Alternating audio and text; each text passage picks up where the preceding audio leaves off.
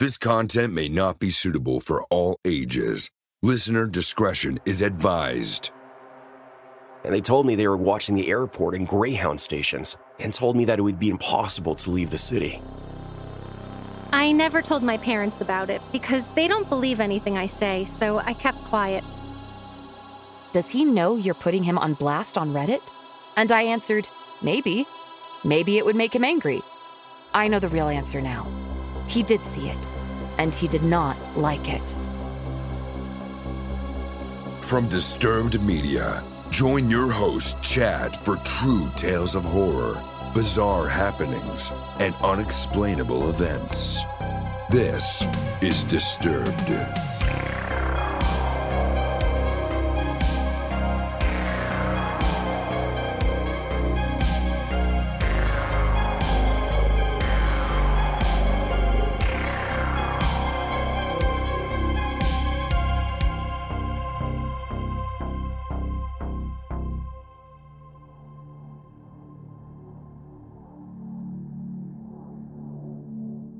This episode is sponsored by Wondery's I Hear Fear podcast, a new anthology series of suspenseful stories hosted by actress Carey Mulligan. Prime members can listen to the Amazon Music exclusive podcast I Hear Fear in the Amazon Music app. Download the app today.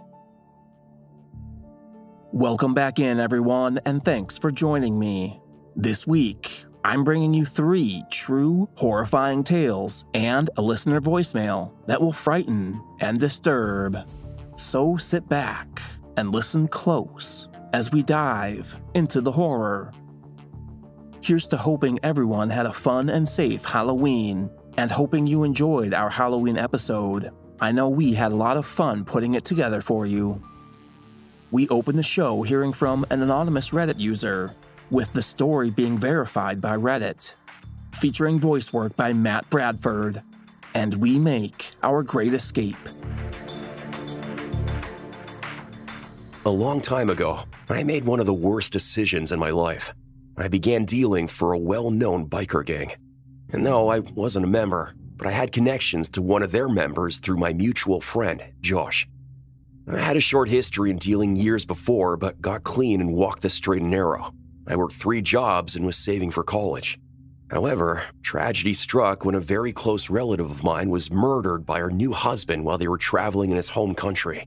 What made this even more difficult is that they had canceled their life insurance, so the cost of returning them to our country and the funeral arrangements fell on me and 2 other close relatives. Now, this isn't an excuse for what I did. I just wanted to provide some context to what was going through my head when I met with Josh and asked to set up a meeting with his relative, Mike, who was a member of a well-known biker gang, so I could get back on my feet financially. If you're asking why I didn't just pursue one of the million other avenues for financial assistance, it's because I was young, stupid, and wanted to replace that lost feeling with something I thought would make me feel better about myself at the time.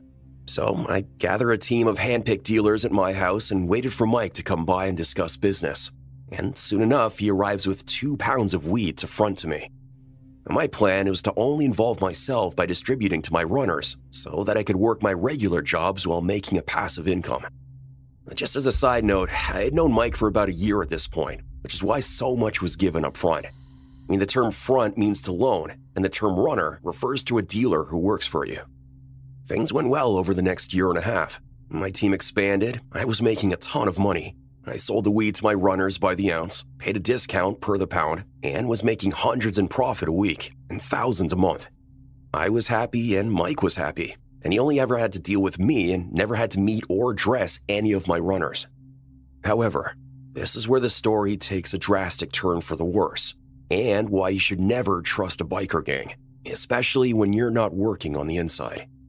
I just hired a good friend of mine as a runner. She needed money, was a single mother, and wanted to sell it to her friends who came over and always needed weed.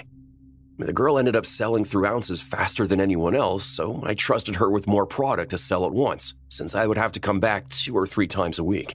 However, I was going on vacation for 3 weeks and wanted to make sure that she had access to enough while I was away, so I left her with a lot more than I usually would. And when I returned, I had come to collect, and everybody but her was up to date on their payments. And after excuse after excuse, she came to me to inform me that her new scale was set to the wrong measurement system, and that she was out a good amount. I was upset and nearly kicked her off the team. I've known this girl for years, and it wasn't anything I couldn't recover on my own. However, she came to me when I was supposed to meet up with Mike and re-up, and collect more product. And because this took a lot longer than I thought, I was late to meet him.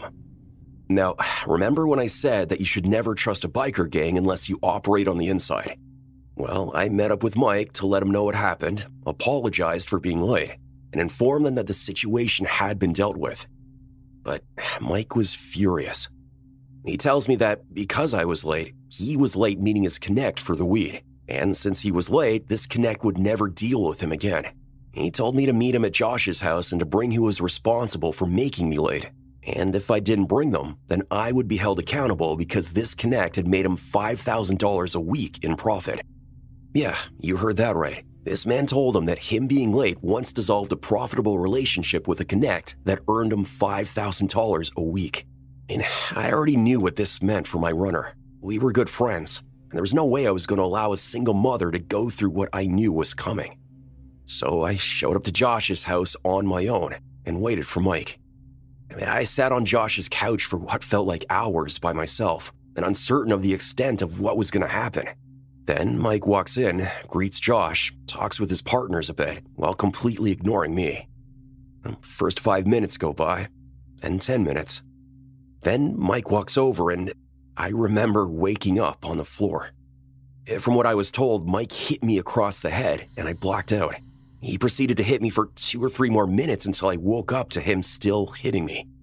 We then sat on the couch, and with a handgun to my head, he tells me he's going to charge me the profit he would have made every week from his connect for the next year. For those keeping track, that's $260,000. He tells me he's going to be generous enough to do the first payment of $5,000 within 48 hours. The money I just gave him for my re-up didn't count. That I needed to return the weed, and that he was giving me 24 hours for each additional $5,000 after that.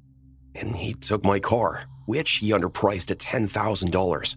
This is a newish Mercedes at the time that I was still making payments on, and he essentially planned on using me as a human ATM. At this point, I knew what was happening, and despite our relationship for the past year, he was going to exploit me for as long as he could until he had a reason to get rid of me. So I went home and thought about my options. I had around $17,000 in cash, my RRSPs, and savings, which amounted to just over $35,000.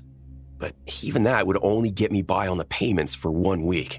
I realized that even if I were able to come up with half the money, I would still end up in jail or worse. After 24 hours of deliberating, I considered the fact that Mike had never met any of my runners. Yet my family had moved away from the town after the death of the relative, and there's no way I was going to risk my life or my freedom for some arbitrary debt. So I took all my cash, made my savings available, and I knew I only had 24 hours to run as far and fast as I could.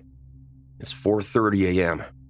I gathered a bag of clothes, called a lifelong friend of mine who had moved to another country 4 hours away, and explained the situation, and asked if I could stay on his couch for a week, and took a bus as close to the Greyhound station as I could get without stopping in front of it. The Greyhound didn't require photo ID at the time, and I didn't want to fly out of my own city in case anyone saw me, or Mike was able to figure out where I was going by pressing any of the airport staff. At this point, my heart was beating out of my chest, because although the Greyhound isn't as busy as the airport, if Mike or anyone he knew saw me there, it was game over. I waited an hour, then walked inside, and bought a ticket for a city 3.5 hours away that had an airport. Before boarding, I wrote down all my important contacts, removed the battery from my phone, dropped it down the sewer, and began my escape. 8:15 a.m. I stop in said city and buy a ticket to go and meet said friend. 12:30 p.m. I land in a country I've never been to, in a city I've never been to. My friend picks me up and we talk about the situation the entire way home. Him and I had a similar past, and although the story itself is ridiculous, he understands. When we arrive at his place, I cut my hair, then I decide on a new name I'll go by while staying in the city while deciding my next move. I get a new prepaid phone and number and try to relax. 6 p.m. I was supposed to meet Mike 30 minutes ago. The stress starts to kick in. 8 p.m. We'd been drinking and telling stories, and I remember that I hadn't deleted my Facebook. So I jumped onto my friend's laptop, threw on a VPN that was located in my home country, and was met with a flood of messages. Josh and Mike had kicked in my front door and destroyed my place. They left messages with the addresses of places they thought I was hiding out, and they told me they were watching the airport and Greyhound stations, and told me that it would be impossible to leave the city. It was at that point that I realized they never knew I left. Throughout the coming weeks, months, and years, I made a habit of changing phones and moved around from city to city and country to country. I even did those work-for-your-accommodation programs in a couple of countries as a tourist. Every few weeks and months, I would get an email from a single friend back home who would tell me that Joshua's girlfriend were telling people to assure me that it was okay to come back and that things had blown over. A couple times, I even tried to reach out to some other friends back home, only to find out that they were trying to cash in on the reward Mike had placed to anyone who could find out where I was. It eventually became easier to cut contact with anyone and everyone around me if I felt that I needed to move or I felt that I couldn't entirely trust them. I could never go back to who I was or where I came from physically or mentally. I later found out that Mike had a nasty habit of hiring dealers. Then, when he thought they had made a good amount of money, he would conjure up some dire situation in which they would need to pay him back a crazy amount. He would drain them for every dime they had until they couldn't pay anymore. After that, it would usually end up in a ditch somewhere. One of his associates, who happened to be my next-door neighbor back home, was recently charged for a first-degree murder after taking a woman out to the woods and killing her. Now, although this did a number of my trust issues, I made a lot of changes throughout my life since the event. I've changed my name, obviously. I'm a lot older now, and I have an amazing corporate position in a company that changes lives. I also speak to schools about the impact of poverty, and it's taught me to empathize with people in different positions than my own. I own a condo in a very beautiful city. I'm engaged. I took up learning a second language, and I never take the second chance I've been given for granted. I've been clean for a long time now. I've never told anyone in my new life about what's happened.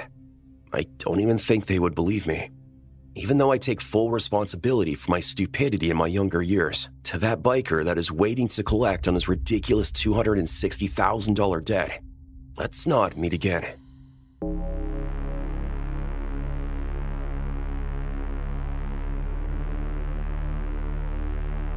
Do you have your own terrifying encounter? Did something unexplained happen to you? Let us know and get featured on the podcast. Email mystory@disturbedpodcast.com. Up next, we have a listener submission from Trina, featuring voice work by Danuta Marie, and we meet the Dark One. This paranormal event happened 5 years ago, when I was ending my 7th grade year. I shared a room with my sister at the time. We had a bunk bed that was on the other side of the room where we faced the door from the opposite corner. I've never had any paranormal experiences before this event, but I've messed around with friends joking about things paranormal to scare each other, like the Charlie challenge and stupid things like that as a kid.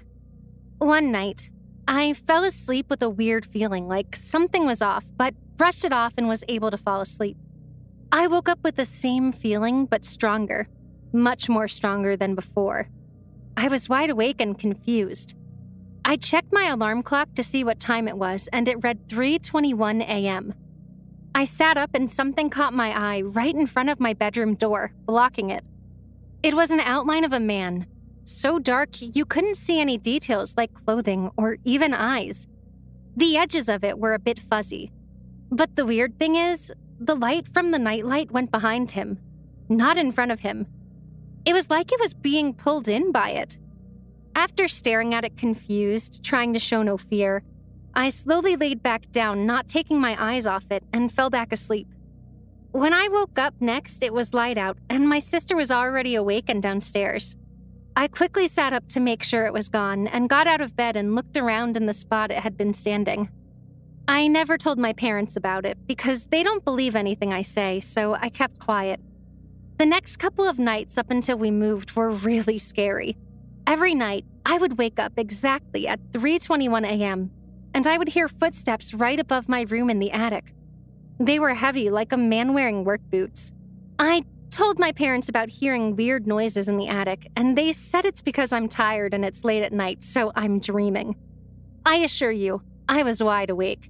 I would pinch myself to make sure I was awake and not dreaming. I asked my sister if she saw or heard any of this too. She said no. We were forced to move because we couldn't pay the bills anymore, so we moved into my grandma's basement, and nothing like this has happened in her house. We built that house, so there was no history on it unless something happened when it was being built. I have recently read up on the Hat Man and wondered if it was the same thing, but I was able to move and I wasn't in any sort of sleep paralysis. The thing also didn't have a hat, just a normalist-shaped head. I've tried looking up what it could be, but I can't find anything on it. Every now and then, I'll see a silhouette of a person in my peripheral vision, but it's a light silhouette, not a dark one. Nothing happens after seeing it, but I don't know why I see them. If you know what it could have been, please let me know. I still feel like the dark one is around me and waiting for something. I want to understand more about what it is, why it's here, and why it chose me over someone else. And lastly, if this thing is waiting for something, I really don't want to know what it is they want.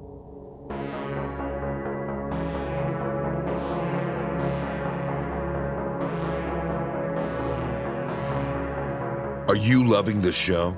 Let us know with a positive rating and review. In return, we'll help you hide the body. We're fresh off the heels of our Halloween episode, which features an immersive audio experience and custom music score to give you that feeling of being right in the story. Now, if that immersive audio experience is something you love, then I've got something else you need to hear.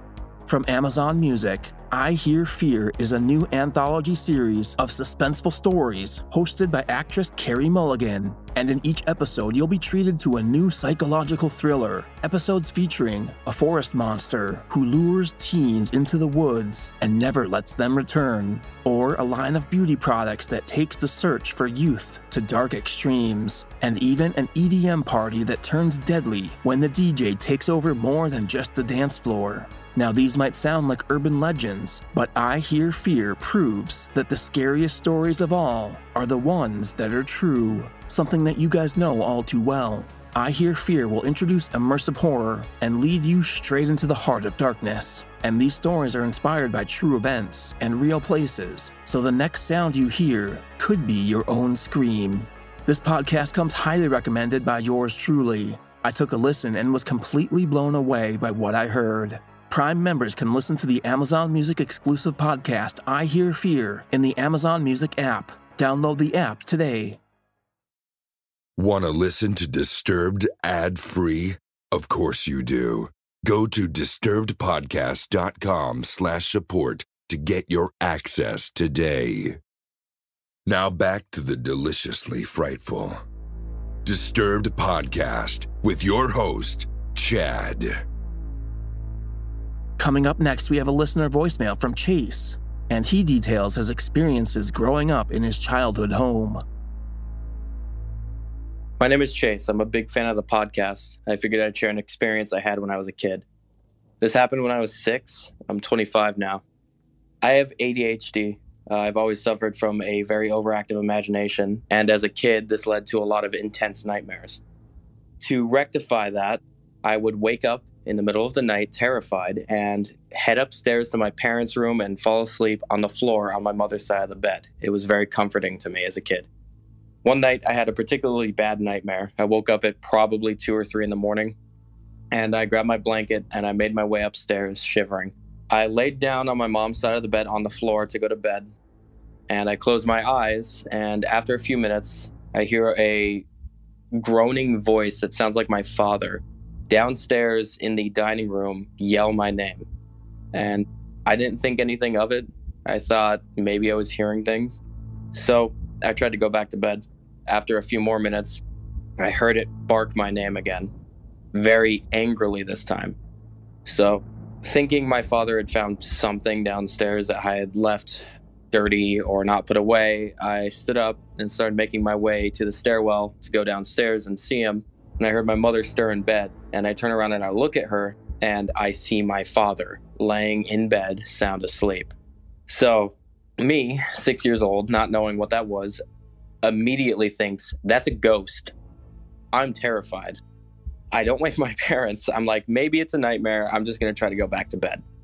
So I'm already shaken from the nightmare that I had earlier, so sleep did not come to me. And over the next few minutes, I heard what sounded like work boots, like heavy footfalls, downstairs in the dining room. And the layout of my house is, from my parents' room, you head downstairs into the computer room. Across from the computer room is the kitchen, which is right under my parents' room. And right across from the kitchen, in the same direction, is the dining room. So I heard these footfalls in the dining room, and over the next few minutes, it sounded like they were getting closer and closer to the kitchen. All the while, this voice, this sourceless voice that sounds like my father, is barking my name angrily, willing me to come downstairs. Over the next, what felt like hour, it walked across the kitchen, into the computer room, and at the foot of the stairs, very clearly yelled my name, just said, Chase. And it sent shivers down my spine. I was 6. I was thinking, like, I'm going to die. I'm either going to go missing or I'm going to die. I have lived a good life. So I hear what sounds like, these stairs were old, so I hear the sound of wood creaking as a weight is being pressed against each stair. Something is climbing up towards my parents' room. It was like 3 a.m. at this point, but it felt like it was getting darker the closer this source got to me. And the room was getting noticeably colder for me. Over the next, probably 10 minutes, I heard step by step, very slowly and deliberately, this thing coming up the stairs towards me. And I was crying. I was thinking, I'm going to die tonight. My parents are going to wake up and I'm going to be gone. It gets to the top of the stairs and I feel this weight, this dread, this heaviness in my stomach, in my heart, in my chest. And just then, my mother stirs in bed and wakes up. She sits up groggy and sees me and asks what I'm doing up and turns on the bedside lamp, and this presence vanishes. To this day, I still have no idea what that was. It gave me night terrors for the next several weeks, which obviously meant more of me going up to my parents' room and sleeping by the side of my mother's bed. When I got older, when I turned 18, I moved out due to complications with living at home. I moved in with my best friend, and I told his mother this story, and she's very spiritual, just like my mom was. And when I told her this story, I kind of laughed with her, I know, overactive imagination. And she smiled at me and she goes, oh no, sweetie, that was a demon. And I kind of looked at her, I was like, what? There are people, herself included, who had the belief that people like my father, who were not great people, spiritually or morally, left themselves spiritually open to demons and spirits. So they were susceptible to malevolent spirits. And her and a couple people who could corroborate that idea believe that what I heard was a malicious entity or a demon trying to either get into my father's head or possess me. My mother was very spiritual, very spiritual. People said that she was like a font of the light of Jesus. So a lot of people who I've told the story to say that whatever this entity was disappeared when she came to consciousness. I do believe in spirits and the paranormal. I've not had many experiences since then, and none that were as terrifying or as vivid as that. And I'm 25 now. But I figured I would share my story. I'm a big fan of the podcast. I love what you guys do. I listen every week, and I would absolutely love to be featured on it. It's very cool to me. Thank you very much.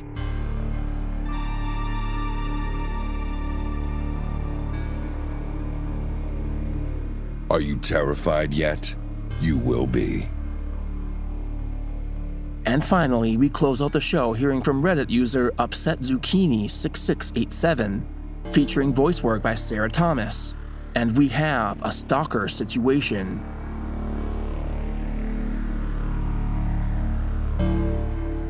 Quick backstory. I've had a stalker for about 4 years. He was never aggressive or sent me proper threats, so stubborn as I am, I did my best to ignore him and not give him the satisfaction of showing him any fear. To be honest, after a while, I also wasn't scared anymore, since he almost never came close to me. I know being stalked can affect people severely, even in a case like mine, and that's totally valid. But I guess I just got lucky and was never really psychologically affected by it. His stalking behavior mostly just consisted of sending me letters and gifts, such as photos of my own apartment building from the outside, things he dug out of my trash can, and so on. I called the police many times, but they weren't able to, or really tried, to be honest, catch or identify him. About 3 weeks ago, I discovered the German version of r/IMA and thought that people might want to know about what it's like to have a stalker. Since I barely use any social media aside from Reddit and have no personally identifying information here, I didn't think he'd ever see it.